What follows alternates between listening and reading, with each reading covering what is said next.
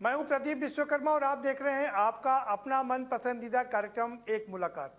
जैसा कि आप जानते हैं, इस कार्यक्रम में हम आपकी मुलाकात कराते हैं किसी खास शख्स से। आज हमारे साथ जो शख्स हैं वो खास नहीं बल्कि बहुत खास हैं। वो खास इस मायने में है क्योंकि उन्होंने लोक संगीत को चरम तक पहुंचाया है। जो लोक संगीत थोड़ा नीचे की तरफ जा रहा था, उसको देश से लेकर के विदेश तक की ख्याति दिलाने में कामयाबी हासिल की है। ब्रांड एम्बेसडर रही हैं, इलेक्शन कमिश्नर की तमाम अवार्ड से नवाजी जा चुकी हैं। जी हाँ, आपने सही समझा, वो हैं मालिनी अवस्थी जी। स्वागत है मैडम आपका। धन्यवाद जी। बड़ा शानदार रहा आपका। अपने लोक संगीत को जो धरातल पर जा रहा था, रसातल पर जा रहा था, उसको आपने उठाया और उठा करके एकदम फर्श से अर्थ पर ले गई। मुझे बहुत अजीब लगता है जब सब ऐसा कहते हैं, क्योंकि मैंने ऐसा नहीं सोचा था। जो मैंने सोचा था उसकी परिणति इस रूप में हुई। मुझे लगता है बहुत कुछ इंसान खुद होता है, वही वो धीरे धीरे उसी के बनने की कोशिश में जिंदगी बिताता है। मैं चूंकि गाती थी तो मेरी सोच की परिणति इस तरह हुई। अन्यथा मेरी जो इच्छा थी वो यही थी कि किस तरह से भारतीय संस्कृति को आज की पीढ़ी समझे, जाने, आदर करे, हमारी जो ज्ञान परंपरा रही है पूर्वजों की उसका सम्मान करे। और कहीं लेक्चरर होती तो पढ़ा रही होती ये विषय, क्योंकि गाती थी तो मुझे लगा कि लोक संगीत से श्रेष्ठ कोई माध्यम नहीं था इन चीजों को कहने और सुनाने और बताने का।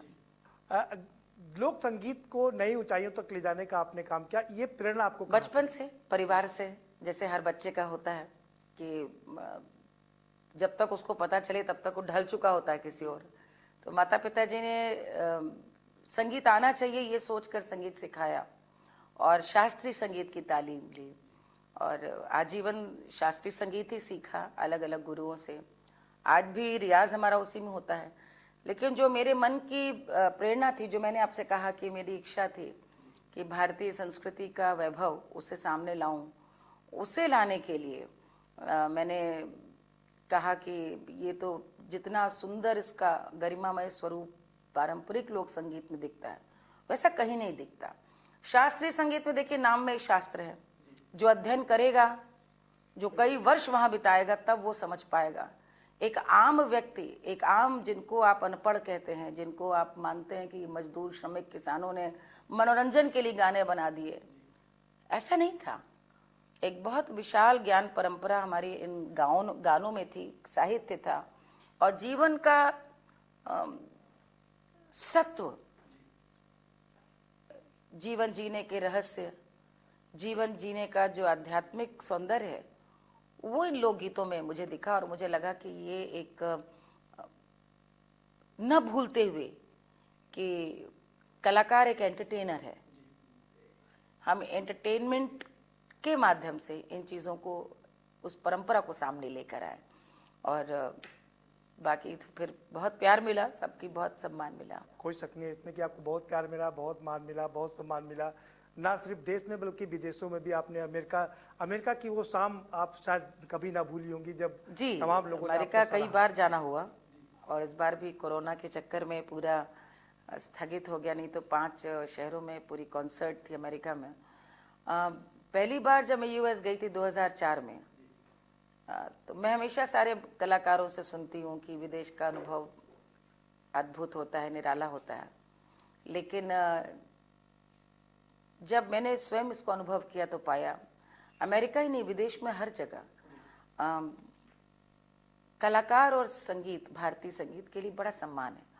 और एक चीज़ जो भारतीय दर्शकों को सीखनी चाहिए वहाँ से या कहीं भी विदेश के श्रोताओं से, कि वो 3 महीने पहले से मन बना लेते हैं। जैसे कि मान लीजिए 26 जून को सुनना है किसी कलाकार को, पहले से कॉन्सर्ट तय है, टिकट ले ली, तो वो 3 महीने पहले से उन्हें पता है, वो मोबाइल स्विच करके मानसिक रूप से बड़े तैयार होकर आते हैं आपको सुनने।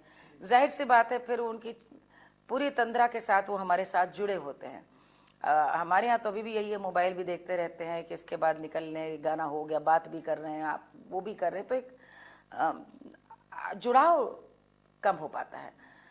विदेश में मुझे याद है कि जब मैं 2004 में गई तो ह्यूस्टन में हमारा कार्यक्रम था और 14 अगस्त की शाम था, आज़ादी की पूर्व संध्या थी और ह्यूस्टन का बहुत पुराना सबसे बड़ा 2000-2500 की कैपेसिटी अमेरिका में बहुत बड़ी होती है वहाँ के हिसाब से, और पूरा खचाखच भरा हुआ था। और उस समय जब देश पर गीत गाने शुरू करे तो कांप रही थी मैं और भाव आते रेख से, और मैंने बोलते बोलते वहाँ बोला कि भारत आगे है हम लोगों से। तो 14 अगस्त की रात को मैं जब 8 बजे गा रही हूँ, इस समय वहाँ पर झंडा फहराया जा रहा होगा हिंदुस्तान में। तो ये एक सोचना, और कलाकार कैसे जुड़ जाता है और जोड़ लेता है, और कलाकार को ये सौभाग्य है, ईश्वरीय वरदान है कि शायद बहुत सारे लोगों के जो मन की अभिव्यक्ति है उसकी वाणी बनकर वो मंच पर प्रस्तुत होता है। ये तो थी मॉरिशस, फिजी भी आप गए, अमेरिका गए, इंग्लैंड गए, तमाम देशों का दौरा किया, लेकिन अपने पड़ोसी मुल्क पाकिस्तान में आपको अद्भुत प्यार मिला, बताते हैं। वो भी जाना ऐसे हुआ कि मेरी गुरु का आदेश हुआ। मेरी गुरु पद्म विभूषण गिरजा देवी जी, उन्होंने मुझे फ़ोन किया कि कमाल साबरी हैं, बहुत श्रेष्ठ देश के सारंगी वादक हैं, और उन्होंने हमसे कहा है, और हम तो जाएंगे नहीं लेकिन हम चाहते हैं कि तुम जाओ। तो एक तो गुरु का आदेश था, और दूसरा ये अनुभव, क्योंकि कलाकार जब हम नेपाल हो आए हैं कार्यक्रम देने के लिए, और आप समझे कि कोई मतलब विश्व में जर्मनी, इंग्लैंड, सभी जगह, तो मैंने कहा कि पाकिस्तान, लेकिन ये लग रहा था कि मैंने कहा कौन कौन साथ जाएगा, तो पता चला कि जो वादक कलाकार है दिल्ली से सब जाएंगे। उस समय मोबाइल का कोई ज़माना नहीं था इतना, और विदेश में अपने मोबाइल ले जाने की अपने वो भी नहीं उतनी थी। तो मैंने पूछा मैं कहाँ रहूँगी, और मुझे ये भी आश्चर्य कि कौन वहाँ पे अभी भी इस तरह के आयोजन करा रहा है, क्योंकि हम सब जानते हैं कि एक ज़माने में पाकिस्तान का संगीत के मामले में बहुत बड़ा रुतबा था, मैं कहूँगी। मेहदी हसन साहब, गुलाम अली जी, फरीदा खानम जी, अपने इकबाल बानो, एक से एक कलाकार, मैडम नूर जहाँ जी। लेकिन इधर 20 साल से तो हम लोग देख रहे हैं कि वहाँ पर माहौल उतना संगीत का अब नहीं रहा। तो मुझे आश्चर्य हुआ, ये 13 साल पुरानी बात है, कि मुझे किसने वहाँ पर आमंत्रित कर लिया और कौन इस तरह। तो वहाँ पता चला कि एक सफ़िया बेग हैं और कराची में हैं, और वो क्लासिकल की, हिंदुस्तानी क्लासिकल की कॉन्सर्ट्स कराती हैं, और वो यहीं पे उस्ताद हमीद अली खां साहब दिल्ली में उनकी शागिर्द थी। और उनके यहाँ कार्यक्रम में सोचिए उनकी संस्था का नाम ही था संपूर्ण, यानी संपूर्ण से संपूर्ण बना था। तो मैं नाम भी हिंदी और हिंदुस्तानी, फिर मुझे लगा कि कौन कौन, तो उनका फ़ोन आया मुझे, सफ़िया आपा का, और अब मैं उन्हें आपा कह रही हूँ तो अब समझे संबंध ऐसे बन गए, अब तो बहुत बुजुर्ग हो गई हैं। और उन्होंने मुझसे कहा कि पंडित जसराज जी, शुभम उद्गल जी सब यहाँ पर आ चुके हैं, आप चाहें तो उनसे बात कर सकती हैं। तो मुझे ये ठीक लगा कि मैं एक बार पता तो कर लूँ, और मेरी बात हुई, और फिर जब इत्मीनान हुआ तो मैं गई, और 4 दिन थी वहाँ। और वहाँ पे जब उतर गई कराची में तो लगा कि गलती कर दी शायद आकर के, क्योंकि ये बड़ी अजीब बात है कि हम एक देश, एक ज़बान, एक सुख, कितनी एक जैसी संस्कृति, लेकिन अलग रहन सहन से अलग, मेरे ख्याल में मिजाज अलग हो ही जाता है। तो हवाई अड्डे पे उतरते ही एक बार देख के लगा, क्योंकि मैं शुद्ध शाकाहारी, ये मैंने उनको पहली समस्या बताई थी कि हम तो खाना पीना भी हम लोगों का। तो उन्होंने कहा आप फिक्र ना करें, मेरे हस्बैंड से बात की कि मैं घर पे ही मेरी रहेंगी और कोई वो दिक्कत नहीं है। तो बस जब उनके घर पहुंची तो बहुत तसल्ली हुई। इससे पहले एक बार सारेगामा के परफॉर्मेंस में मैं गई थी इंग्लैंड, तो भी हमारे 1-2-4 वहाँ के दोस्त बन गए थे, तो वो भी बड़े खुश थे कि मैं आ रही हूँ, तो वो भी मिलने चले आए। तो एक पहचान के लोग मिले तो और सुकून हुआ। और आपके सवाल का जवाब, वहाँ पर जब कॉन्सर्ट हुई तो वहाँ की जो टेलीफोन की बहुत बड़ी कंपनी, उन्होंने स्पॉन्सर किया था, और बहुत सारे लोग महफिल में आए थे। अब मैं बताना चाहती हूँ, कृष्ण की रचनाएं सुनाई, क्योंकि ठुमरी में श्याम, घनश्याम तो सब जगह है, और ठुमरी की वो थी बंदिशें, और निर्गुण सुनाया। और मैं हैरान हो गई कि जब कृष्ण की ठुमरी, दादरा उन्होंने सब सुना। तो मैं तो गाती हूँ गज़लें, लेकिन गज़लों की फरमाइश नहीं की, कबीर का निर्गुण सुनना चाहा। तो एक बड़ा कह लीजिए कि एक जहन भी खुले, और ये भी समझ में आया कि कला है शायद जो आज भी सबको जोड़ सकती है, बांध सकती है, हालात बदल सकती है। और दोनों तरफ हमें लगता है कुछ अच्छे लोग इस तरह के हैं जो नफरत में नहीं बल्कि प्यार में जीना चाहते हैं।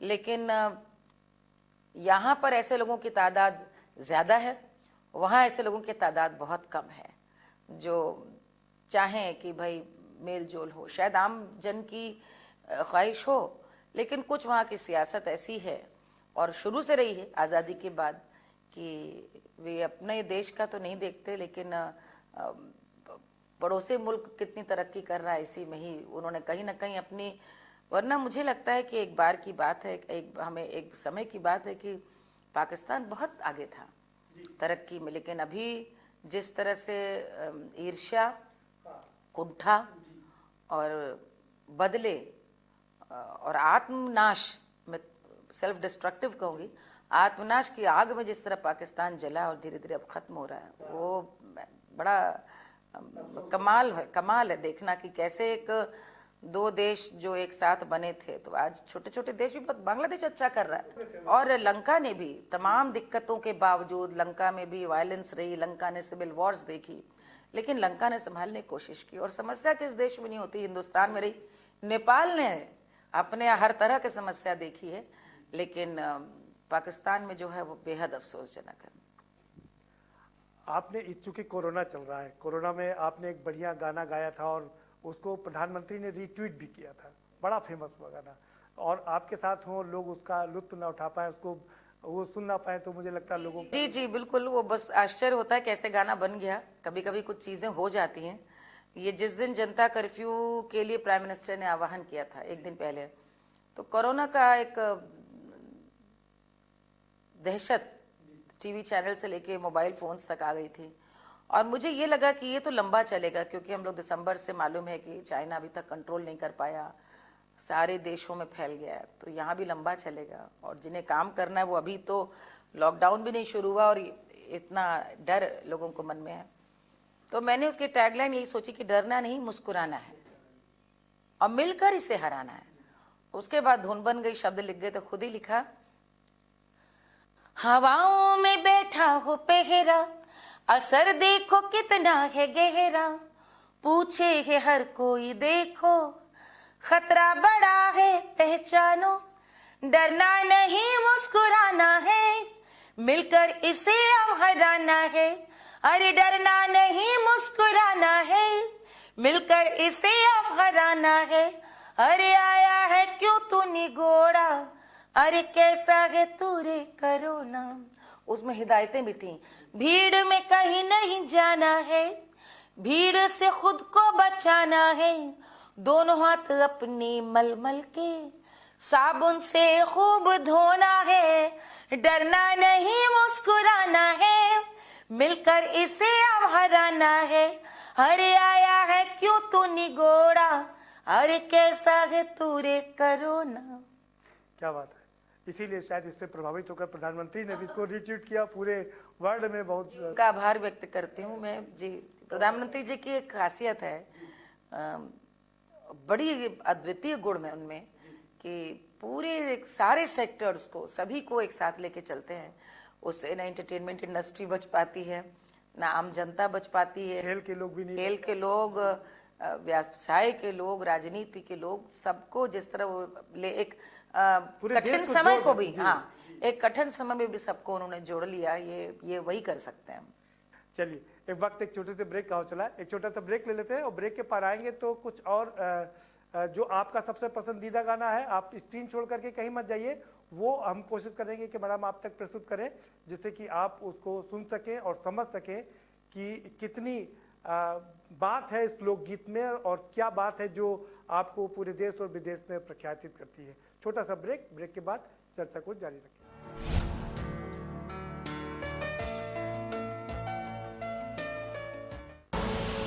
आप देख रहे हैं के न्यूज, खबरों का सारथी। खुदी को आजमाया है तो ये अंदाज आया है, खुदी को आजमाया है तो ये अंदाज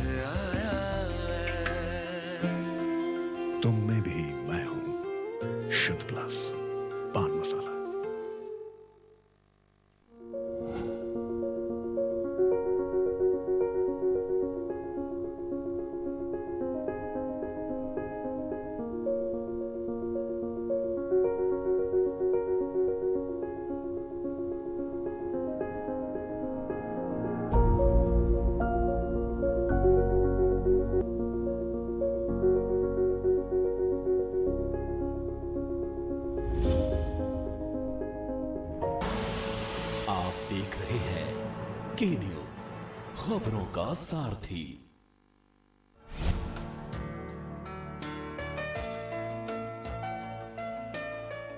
ब्रेक के बाद आपका स्वागत है। मैडम, आपने भातखंडे लखनऊ से क्लासिकल सीखा। भातखंडे की हालत बड़ी खराब।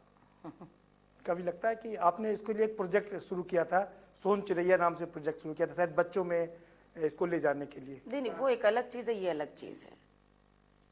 आपने दो अलग अलग सवाल पूछे हैं और इन दोनों का आपस में कोई कनेक्शन नहीं है। भातखंडे से मैंने शिक्षा ग्रहण करी, वो एक विश्वविद्यालय अब है, तब कॉलेज था, और 4 साल मैं पढ़ी हूँ। और वहाँ से मैंने 88 में पास आउट कर लिया, और पिछले 10 वर्षों से तो मुझे लगता है भातखंडे में कदम भी नहीं रखा है, न बुलाया गया वहाँ से। हाँ, तो ये एक अलग चीज़ है। और वहाँ पर बहुत सारे हमारे परिचित हैं जो कॉलेज में प्रिंसिपल, जो वहाँ पर प्रोफेसर हैं, लेक्चरर्स हैं, बहुत लोग रिटायर भी हो गए। और बहुत जगह पे संस्थाओं की, मुझे लगता है भारतवर्ष में धीरे धीरे स्थिति बहुत जगह पे वो हुई है। कई बार ये कहा जाता है कि संगीत जो है कॉलेज और विश्वविद्यालयों में नहीं सिखाया जा सकता, वो तो 1 to 1 या गुरु शिष्य परंपरा में ही सीखा जा सकता है। यदि ये बात सच होती, जो कि मैं मानती हूँ सच है, तो हमारे समय भी सच होती। लेकिन हमने जिस समय पढ़ा 85 से 88, बहुत समर्पित भाव के शिष्य और उतने ही समर्पित भाव के गुरु थे। और हमने जो सीखा आज तक याद है। बल्कि हमारे समय के जितने भी उस समय अच्छे मेधावी स्टूडेंट्स थे, वो सब आज भी लखनऊ प्रदेश में जहाँ भी गए हैं, अपना नाम आज भी उनका है। बाद के कलाकार क्यों नहीं वो स्थान बना पाए या क्यों स्तर गिरा, ये तो वहाँ के अब विद्यालय के जो लोग हैं वो ज़्यादा बता पाएंगे। अफसोस लगता है कभी कि क्यों नहीं लगता है? मैं तो जहाँ भी आप पढ़े हों, जिस जगह से भी आपका जुड़ाव हो, वहाँ पर कोई भी ऐसी यदि स्थिति आए, तो मुझे ये ज़रूर याद है कि बतौर एक छात्रा हमारे समय में हमारा संस्थान पूरे शहर में कार्यक्रम देता था, पूरे प्रदेश में और देश में कार्यक्रम देता था। भातखंडे की ओर से बतौर छात्रा हम लोग कार्यक्रम देने के लिए शहर से बाहर गए, नैनीताल गए हैं, झांसी गए हैं, बद्रीनाथ गए हैं, दिल्ली गए हैं, फ्रॉम रिप्रेजेंटिंग आवर इंस्टीट्यूशन। और वो बहुत अच्छा है, क्योंकि जब तक कलाकार बाहर नहीं निकलेगा या जब तक उसको मंच की एहसास नहीं होगा, यहाँ पर तो मुझे पता नहीं कितने लोग लखनऊ में भी कार्यक्रम देते होंगे, और वो ज़रूर व्यवस्था करें, क्योंकि ये परफॉर्मिंग आर्ट्स है। परफॉर्मिंग आर्ट्स में परफॉर्मेंस ज़रूरी है, तो वो चाहे स्टूडेंट्स हों चाहे इनके टीचर्स हों, सभी को। तो अभी ज़रूर दुख होता है, क्योंकि मुझे लगता है संस्थान का काम कलाकार बनाना है, और कलाकार संस्थान नहीं बना सकता, ज़रूर उसकी मेहनत और जन्मजात बन के आते हैं।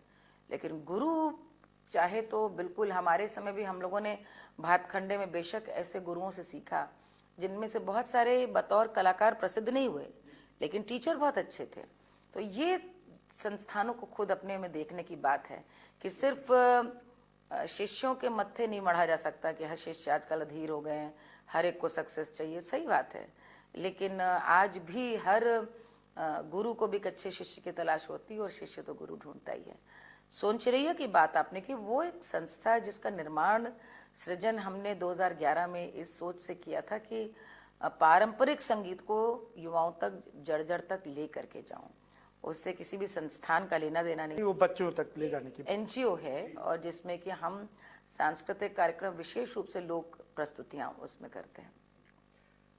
आपने अनेक फिल्मों में गीत गाए, सबसे मनपसंद, सबसे बढ़िया आपके दिल को क्या छुआ, वो जरा गुनगुना दीजिए तो हमारे। फिल्म के गाने तो अलग होते हैं, क्योंकि एक सिचुएशन के हिसाब से होते हैं, और मैं ज़्यादा गाती नहीं हूँ, और बड़ी खुशनसीबी है कि जब कभी सिचुएशन आई तो बुला लेते हैं प्रोड्यूसर डायरेक्टर। बहुत अच्छे गाने बल्कि मुझसे मिस भी हो गए हैं, क्योंकि कई गानों का अवसर आया और मैं उस समय प्रोग्राम के लिए बाहर थी, और बॉम्बे में तो बिल्कुल ऐसा होता है, अभी आओ अभी डब करो।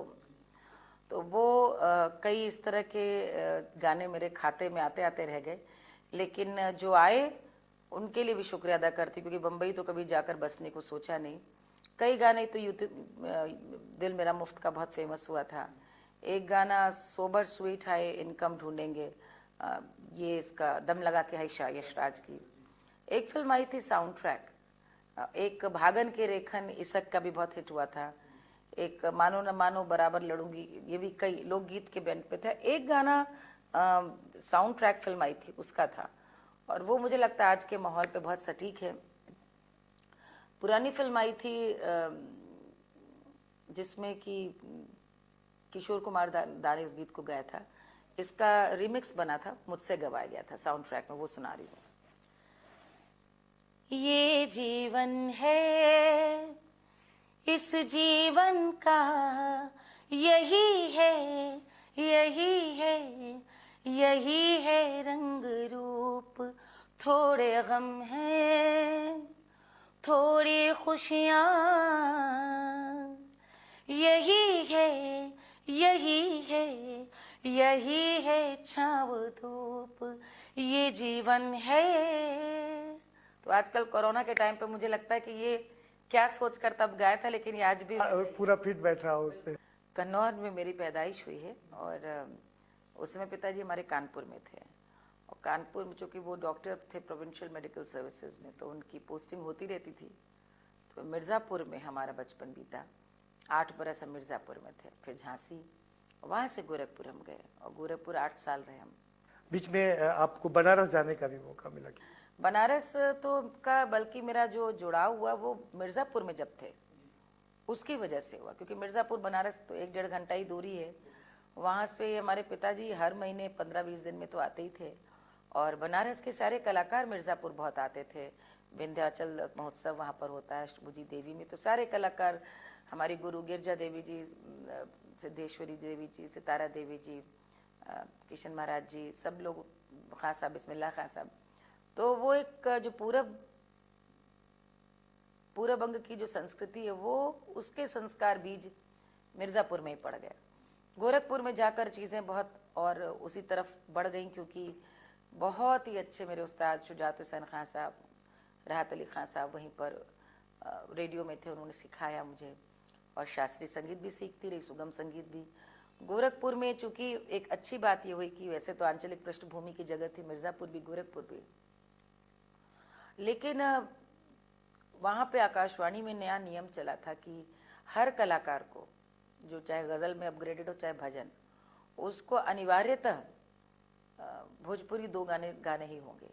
ये उस समय जो रेडियो फीड्स, जो रूरल रीजनल सेंटर्स थे, उनको प्रमोट करने के लिए गोरखपुर में, तो उस नाते 25 मिनट की रिकॉर्डिंग में 15 मिनट तो जो होता था हम लोग गाते थे, 2 हम लोग को भोजपुरी, और चूँकि उम्र कच्ची थी, छोटे थे, तो सीखते गए, गाते गए, बोलते गए, और गाने सीखने से जो एक चस्का लगा वो फिर कहीं ना कहीं एक जुनून बन गया, बोलने लग गई भोजपुरी, और फिर सब कहते थे कि भाई सब कुछ बहुत अच्छा गाती है, लेकिन इसके मुंह से भोजपुरी बहुत अच्छी लगती है। तो जब तक मैं मतलब लखनऊ आई, तो तब तक मुझे लगता था कि मेरे लिए वही सच था, मैं उन्हीं सबके बीच में पली बड़ी थी, और घर में कोई नहीं बोलता था, क्योंकि सब बिल्कुल लखनवी, सब खड़ी बोली वाले थे, सब हंसते थे। जब पिताजी के पास मरीज आते थे, सब अपनी बीमारी भी सब भोजपुरी में बतियावे हैं, तो हम बैठकर सुनते थे, तो मुझे मिठास बहुत अच्छी लगती थी। और मुझे लगता है लोक संगीत से जुड़ाव होने पर भी लोकगीत गाने में सबसे पहली शर्त यही है कि स्वाभाविकता से वो भाषा आपकी ज़बान पे चढ़ी होनी चाहिए, वरना तो आप जो गाएंगे वो खाली गाने हैं। लोक शब्द तभी आएगा जब आम व्यक्ति उससे जुड़ाव महसूस करे। वो गोरखपुर में ही उसकी कह लीजिए नींव, ट्रेनिंग, मांझना गोरखपुर में हुआ। लखनऊ आई तो मैं भाग्यशाली थी कि जब भातखंडे आई तो यहाँ बहुत सारे कलाकार बनारस के थे, तो जब अकेले में आए तो वो बनारसी बतियावे, तो मुझे लगा कि हमारे मतलब का कोई यहाँ है, कि वरना लखनऊ में तो सब बहुत ज़बान अलग थी यहाँ। अच्छा, लखनऊ की जो ज़ुबान थी, हमने चूँकि उस्तादों से तालीम ली थी, शुजात साहब से, राहत साहब से, तो इसी वजह से मेरी उर्दू भी बहुत साफ़ थी। तो ये मेरे अंदर शुरू से था कि मैं भाषा की शुद्धता पे बहुत बल देती थी। देशज है तो विशुद्ध देशज, हिंदी है तो फिर एकदम संस्कृत निष्ठ हिंदी, उर्दू है तो फिर ऐसा उर्दू की कोई दंग करे कि आप लगता नहीं कि लोकगीत भी गाती होंगी। और क्योंकि हर एक का इतना अच्छा स्वभाव है हर बोली का कि वहाँ घालमेल मिलावट अच्छी भी नहीं है। और बाद में यहाँ पढ़ाई जब करी तो संस्कृत मेरा विषय था, तो इसकी वजह से भाषा पे, पढ़ने पे थोड़ा ध्यान भी दिया। तो ये कह लीजिए कि वहाँ पर बोलते बोलते बोलते बोलते बनारस का जो रंग है वो लखनऊ में, बनारस का जो कि धर्मनाथ जी थे, पंडित गणेश प्रसाद मिश्र जिनसे मैं सीखती थी वो बनारस के थे, तो वो सारी बातें अवचेतन मन में जज्ब होती गई। फिर विवाह के बाद मेरा जाना बनारस हुआ है पति के साथ में। नहीं बिल्कुल, लेकिन आजकल चूंकि खाली समय है और कोरोना की वजह से सारे लोग घर पे हैं, उसके बावजूद आप फोकस करते हैं, लाइव करते हैं 5 बजे, जिससे कि लोग जुड़े रहें और लोगों को जोड़े रखें, तो कितना आनंद देता आपको ये कि लोगों से जुड़े? ये मैंने उस दिन सोच लिया था जिस दिन लॉकडाउन हुआ, तो मैंने सवेरे सोचा कि मैं क्योंकि ये एक कभी ना देखी गई परिस्थिति है, किसी के जीवन में कभी नहीं आई कि आप घर में हैं और आप कहीं नहीं जा सकते क्योंकि सब कुछ बंद है, और आप ही नहीं, दुनिया में सभी देशों में यही हाल है। और ऐसी परिस्थिति बहुत, मतलब युगों बाद भारत तो बदल चुका था, सब दौड़ रहे थे, सब भाग रहे थे, ऐसे में एकदम से आपकी रफ्तार कोई रोक ले तो लोगों को डिप्रेशन भी होता है, एकाकीपन भी लगता है। कितना टीवी देखें, वहाँ भी सिर्फ बीमारी का जिक्र, और कितनी फिल्में देख लें यूट्यूब पे। उसी दिन मैंने सोचा कि मैं फेसबुक लाइव करती हूँ, और नवरात्र चल रहे थे तो मैंने कहा देवी की बात से शुरू करती हूँ। अगले दिन लोगों ने कहा इस पर बात करिए, तो दूसरा विषय ले लिया। तीसरे दिन लोगों ने कहा तो मैंने भक्ति पे विषय पे ले लिया। एक दिन मैंने बचपन लिया, एक दिन मैंने गांव लिया विषय। धीरे धीरे होता भी हो। फिर मैंने 21 दिन का मैंने कहा मैं, इनफैक्ट आज 21 दिन में मेरा अंतिम, आज गुरु की हम बात करने वाले हैं अपनी, और 21 दिन का हमने कहा कि हम बात करेंगे क्योंकि हमें नहीं मालूम था कि बढ़ेगा, आज बढ़ भी गया है। तो रोज एक विषय हम लेते हैं, और आधे घंटे से शुरू हुआ, अभी तो 1-1 घंटा बात करते हैं, क्योंकि वो बहुत अच्छी बात है कि 1 लाख आदमी कम से कम जुड़ता है एक समय में हमसे। बहुत सारी बहनें, बहुत सारे भाई, और हम रोज़ की बातें करते हैं किसी एक विषय पे, क्योंकि सभी बहुत समझदार हैं। ऐसी बातें जिससे कि उनको एक समय काटने में भी आसानी हो और लगे कि कोई जुड़ा हुआ है। ये बस एक अपनी जिम्मेदारी समझकर मैंने किया, और अब तो बहुत सफल हो गया। मुझे लग रहा है आज वो 21 दिन खत्म हो रहे हैं, लेकिन खत्म भी नहीं होने देंगे लोग। तो अभी क्या आगे का क्या प्रोग्राम है, आगे क्या इसको कंटिन्यू करने का इरादा है? लग रहा है कि होगा, क्योंकि अभी तो 3 तारीख तक लॉकडाउन हो ही गया, और इस बीच में हम लोगों ने मैंने तो 2 गाने इस बीच में बनाए, 3 गाने बल्कि, एक देवी गीत था, 2 कोरोना पे गाने बनाए। रोज टीवी चैनल्स में भी रहता ही है, तो हमारी तो व्यस्तता है। साथ में एक बहुत दिनों के बाद मुझे लग रहा है सभी की हीलिंग हो रही है, सभी घर पे आराम भी कर पा रहे हैं, हाँ। घर का भोजन कर पा रहे हैं सब लोग। तो लेकिन हाँ, मुश्किल समय भी बहुत लोगों के लिए, खास तौर पे महानगरों में जहाँ पे 1-1, 2-2 कमरे के फ्लैट हैं, वहाँ पर बड़े परिवारों का रहना बहुत कठिन है। कई लोगों के बच्चे अकेले हैं, अकेले खाना ना बना रहे हैं। लेकिन बस यही सोच करके कि कठिन समय है लेकिन बीत जाएगा। आई थिंक सबको इस समय सहयोग करके, हेल्थ गाइडलाइंस मान करके ये भी निकल, जैसे 21 दिन निकले, अब ये भी निकल जाएगा। आपने अच्छा समय घर में व्यतीत किया, अपनी सासू माँ के साथ में और बेटी के साथ मिल करके मास्क बनाया। जी, बेटी के साथ नहीं, सास के साथ। और सास के साथ में, और सबसे पहले मास्क अपने पतिदेव को। जी बिल्कुल, वो तो रोज चूंकि प्रेस कॉन्फ्रेंस में जाते हैं, तो मैंने कहा आज मेरा पहन के जाओ। तो इस समय घर पे रह करके, परिवार के साथ रह करके कुछ लगता है कि नहीं, हाँ घर को समय नहीं दिया, इसमें बढ़िया एक अच्छा अवसर भी है, ब्लेसिंग इन डिस्गाइज हम कह सकते हैं। नहीं, सभी के लिए है, मेरे लिए क्या, हर एक के लिए ब्लेसिंग इन डिस्गाइज है। सभी को जुड़ना चाहिए, मुझको लगता है इसमें तो सारे ही लोगों के लिए तो ये बहुत सुंदर अवसर है। एक चलते चलते एक आखिरी कोण, हमारे दर्शकों को आप क्या संदेश देना चाहते हैं, के दर्शकों को? आप सभी से यही अनुरोध है कि ये देश में एक कभी ना देखा गया भूतपूर्व राष्ट्रीय संकट का सामना देश कर रहा है, और इस समय देश की भी सबसे बड़ी प्राथमिकता देश के नागरिकों की सुरक्षा है, उनका हित है। और ये तभी है जब हम सब लोग सरकार द्वारा जारी की गई हेल्थ गाइडलाइंस को बहुत निष्ठा के साथ पालन करें। इसलिए जब तक बिल्कुल ज़रूरत ना हो तब तक घर से बाहर रहने के लिए, घर पे रहें, अच्छा सोचें और कुछ ना कुछ रचते रहें, कुछ ना कुछ पढ़िए। अपने जितने आत्मीय हैं उनको फ़ोन मिलाकर उनसे हालचाल ले लीजिए, बात कर लीजिए। प्रसन्न रहिए और स्वस्थ रहिए। बहुत शुक्रिया, बहुत शुक्रिया मालिनी जी हमसे बात करने के लिए। तो ये है मालिनी अवस्थी जी जो बता रही हैं कि आप घर पे रहिए और कोरोना से डरिए मत, बल्कि उसका मुकाबला करिए और हंसते रहिए, अपनी इम्यूनिटी सिस्टम इस तरह से बढ़ती रहेगी, आप स्वस्थ रहेंगे तो देश भी स्वस्थ रहेगा। और आप हमें दीजिए इजाज़त, और हम फिर आपके सामने उपस्थित होंगे एक ऐसे ही शख्स के साथ।